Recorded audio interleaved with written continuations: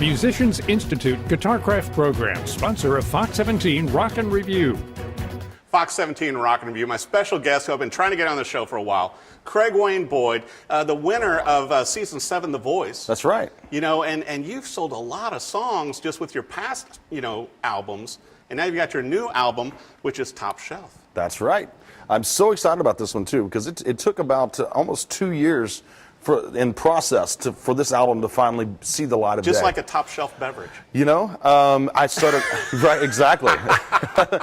It comes better with age, right? Like fine wine.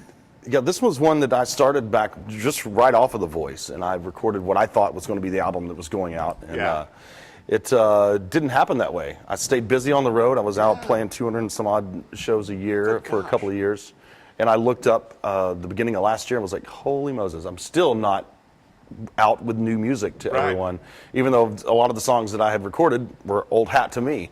Well, and also you had a few live events too, Craig. Yeah. I mean, you got married, you had a couple kids. Exactly.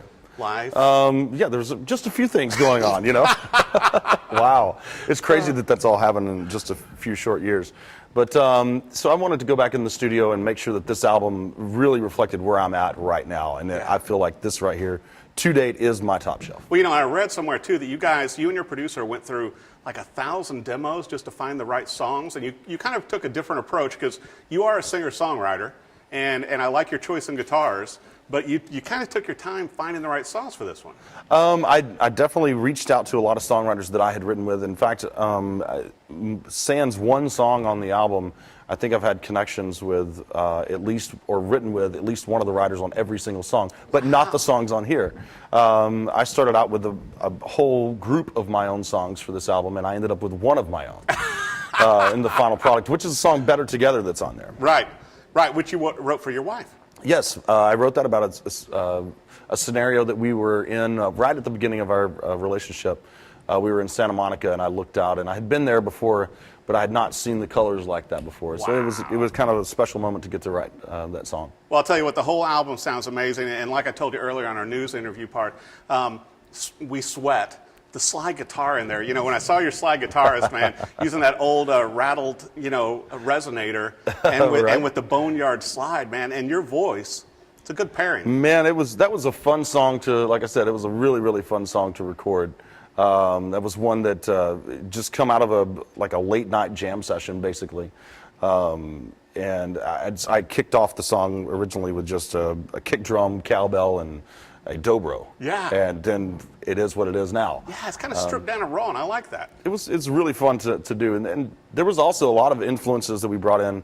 I grew up with playing saxophone. It was one of the things that you come out to some of the shows here. You never know what might happen. Well, and I had read that you're a multi-instrumentalist anyway. And so did you get really started on this down in Texas when you were growing up? Yeah, I bought my first saxophone, I think, I was like 13 or 14 years old at a garage sale down the street. Wow. I saved up money from mowing lawns, and I said, please hold on to this thing because I want it.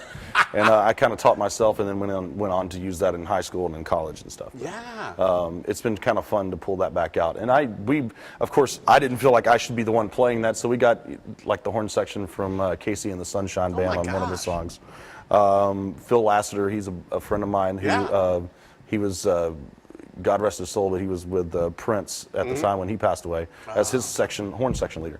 So we've got some great sounds going on this album. Well, and the whole album, and I'm sure when viewers, when you buy a copy or download a copy, all of the songs are great, and I think your voice really shines on these. But, like you and I were talking, before we came to the studio, I think this album shows more of your depth of vocal capabilities, and I can also hear, the music that you grew up on. You can hear the influences. Yeah, there's a lot of that, those gospel roots that are definitely accented throughout this album. Which I think is incredible. Now, speaking of accents, let's talk, when you were on The Voice, man, you were playing, a cool guitar, but, now you've got your own signature guitars. Yes. And I saw the one video, I think it was for Stuck in My Head, and you're playing that awesome Dean. Yeah, playing the Dean Cadillac series, which is, I love those guitars, man. I was looking around at different guitars to play, and I was like really drawn to those because I have that 80s side in me, that was like, I wish I had been born, I was born in the wrong era maybe. But I was kind of drawn to those guitars, and I got to talking with the guys at Dean. Yeah. And it came time. I was using the Gibson acoustics, and I had an Epiphone that I had customized to look like my a Gibson. The Everly Brothers guitars. Right, with the double pick guards. Now, there's rumors that you're working on prototypes for a new Craig Wayne Boyd Dean model. Yes, is this true? We're looking at making an American-made version of that, which I'm pumped about. And I won't let too many details out, but it's going to be one that I think a lot of players are going to want to have that in their hands, whether it says CWB on it or not.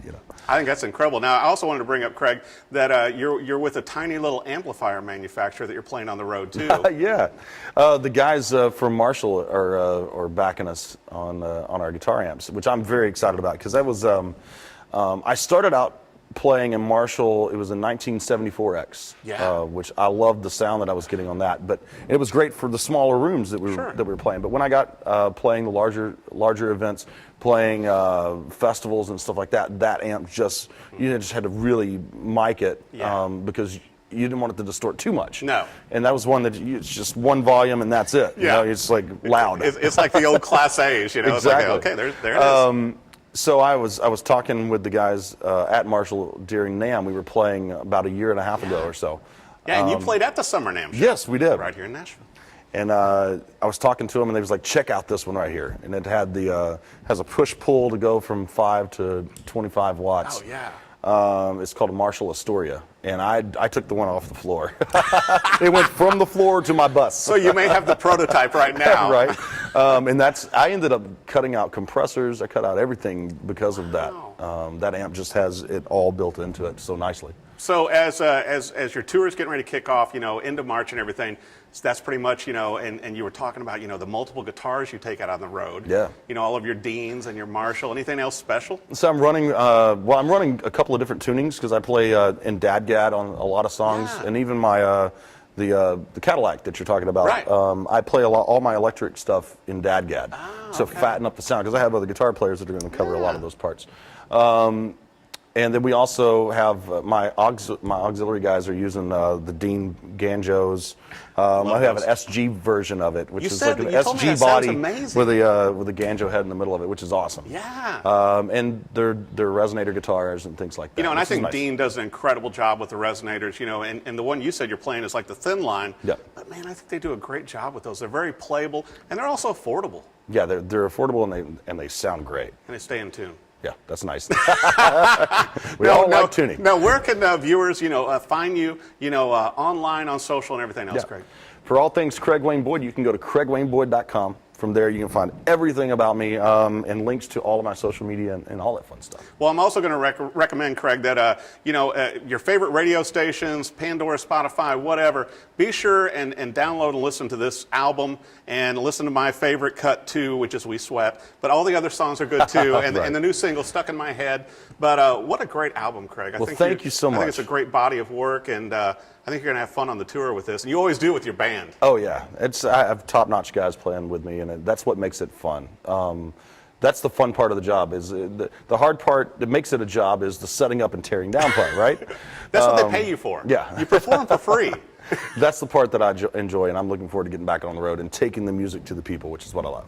Well, this is a top shelf album, no kidding, and that's the name of the title too. Craig Wayne Boyd, pick up a copy, see him live. You're not going to be disappointed. Craig and the band are awesome in a live setting because I'm going to go see them next time they play here in Nashville. Thanks for watching the Fox 17 Rockin' Review. Musicians Institute Guitarcraft program, sponsor of Fox 17 Rock and Review.